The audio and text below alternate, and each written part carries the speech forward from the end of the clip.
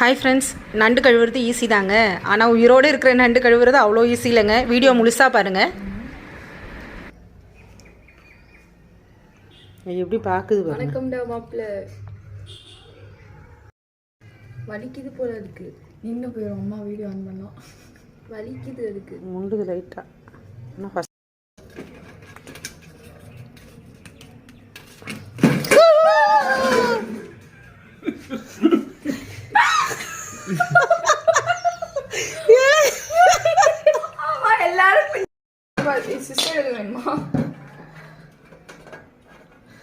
த்ரோண்டு ஒரு நண்டு குடும்பத்தையே பயமுறுத்தி உடச்சிட்டு இருக்கோம். எவ்வளவு பயமா இருக்கும்.